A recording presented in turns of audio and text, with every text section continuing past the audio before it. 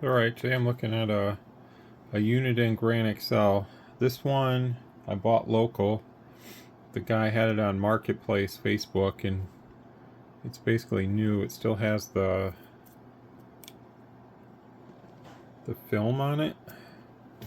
He had it in his pole barn, so he bought it, never used it. It's pretty beat up as far as the box goes, but it's, it's pristine and everything. There's a couple scratches down here that they may not pick up, but they are there, so it's not like pristine, but it's as close as you can get. Basically a new radio from that day, generation or whatever. These are one of my favorite radios. It's not a great performer out of the factory, so surprisingly enough, it's quite a bit off frequency on SSB. Here's lower, should be 204,000.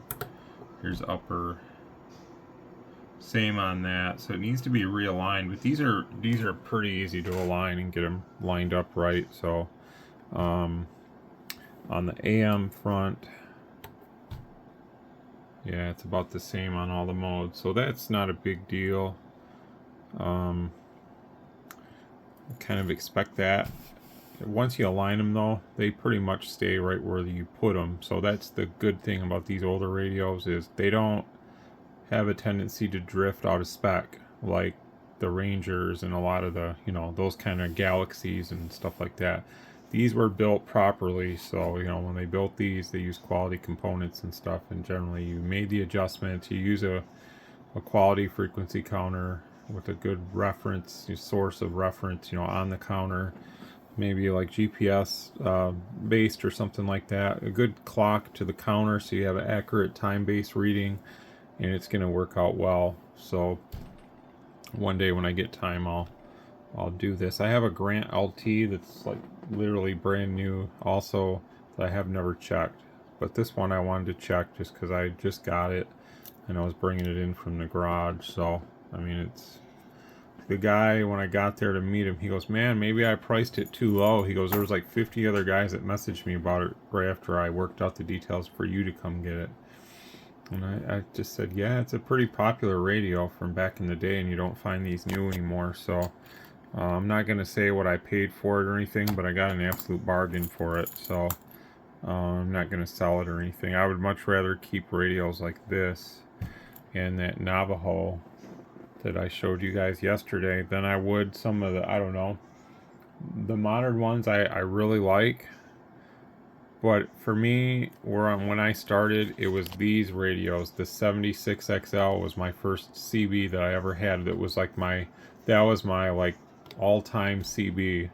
Uniden 76XL, PC 76XL, and I had that thing just literally every switch on it did something different.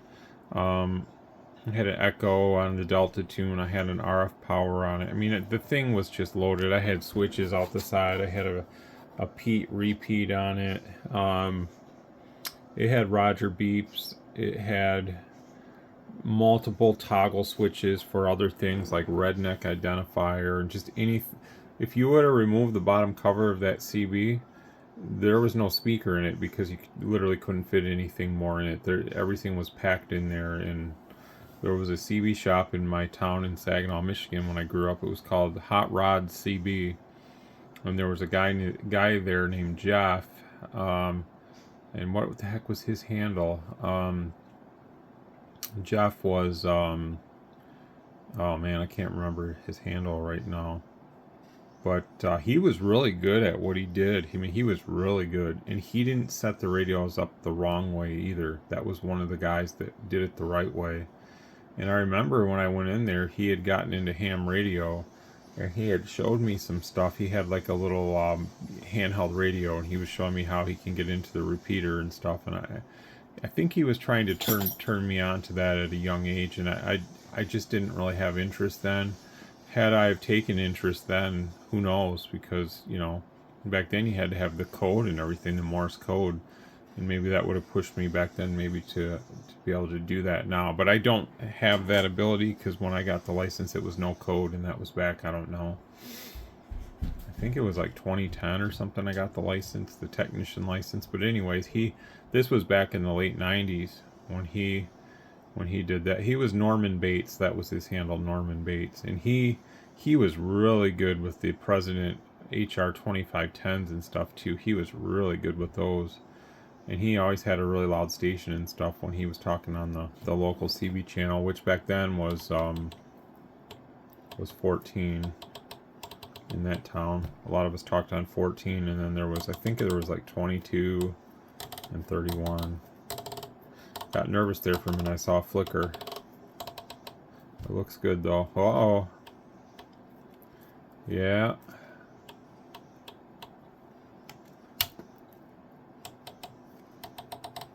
It's kind of flickering out on me a little bit. And this could be the first time it's ever been powered on and used in 20 some years or more, so you never really know what could happen. But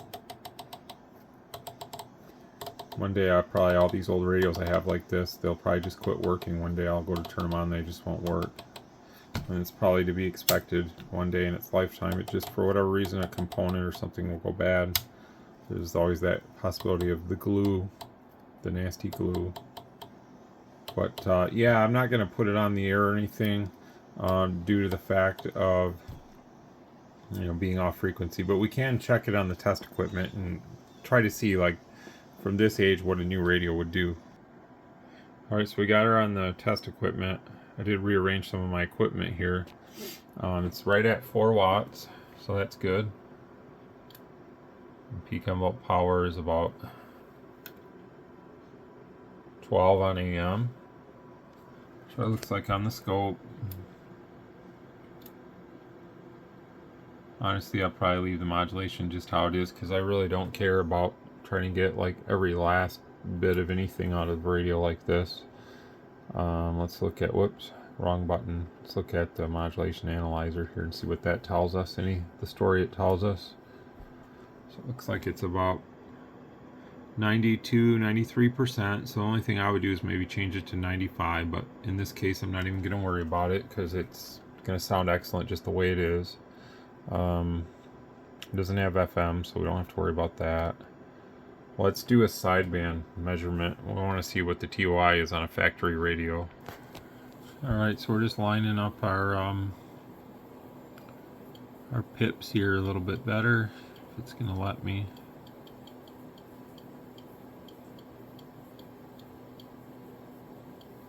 That's good enough there. It's being kind of finicky. Oh yeah, that's really good just the way that is too. That's a quality radio here. So awesome, that's how it looks. So I don't have to do anything to it except do a frequency alignment and then just use it if I choose to, which I probably won't. I'll just do a frequency alignment and then just put her away. The other Grand XL I had, although it wasn't mint like this because it wasn't new, it was still in perfect working order, and that one's on its way possibly to its new home. So one day I'll get out the Grand LT and we'll check that one out, and also the Washington Uniden, and check that one out. Just literally don't have time, but since this one was out in the garage, I wanted to bring it in. And I'm going to do a quick video for a customer on an RM203, and I'll just kind of cut this video here, and then I'll kind of edit it and do the video starting now for the customer on this. So the customer, I need to look up his name, so just 1 second and I'll be back with your amp video. Okay, Thomas in New York, I got your amp here. So I'll just keep the video going because it takes too long to edit it and stuff. So probably what I'm going to end up doing with these is I won't be carrying them probably after a certain point when I'm sold out. Not that I, don't enjoy carrying them and stuff and sending them out and stuff and selling them, but it's just more, so a lot of times it's more time consuming with these, doing the video and stuff and all that. And there's much better options out there The problem is they're very costly. So, you know, if there was a way that I could source some really high quality HF quality and stuff like that, but they're just too expensive, you know, and these are what they are. So I don't have that much stock left on the one with the preamp, but I do have, I think, a good amount of stock still on these. So I think when they're gone, they're going to be gone. I probably won't get any more. So, you know, you'll have to source them, these kind of little guys, from somebody else at a certain point, and you know, they'll run out of stock on the site, and then that's going to be it on them. So, but for now, I still have some, so we'll keep doing what we're doing with them. But eventually, I probably just won't mess with them anymore. So we're gonna see what it's gonna do now. Again, the radio might be overdriving it a little bit, but I think it can handle it. So let's just see. Test 1 2, test 1 2 3, test 1 2 3, test. So yeah, it's definitely got some gain to it, that's for sure. So 1 2 3, 1 2 3, test 1 2 1 2 1 2 3, 1 2 3, test. Hello. So that's probably driving it too hard, because we are driving it with test 1 2 3, test 1 2 3, test 1 2, about double what we need. So the problem is with these, there's a lot of spurious emissions that come out of these amps, which makes the power meter show more power too.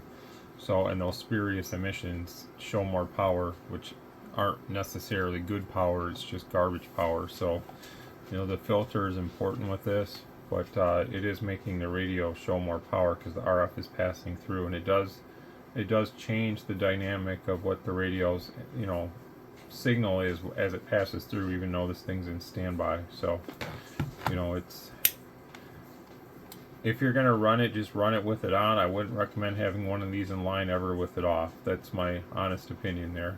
It's gonna mess your signal up more than what you're gonna, you know, if you're gonna run one, run it, have it on. But if you don't want it on, unhook it, because they're not helping your radio at all. When the RF passes through, it manipulates the signal, and it can take a good signal and mess it up. So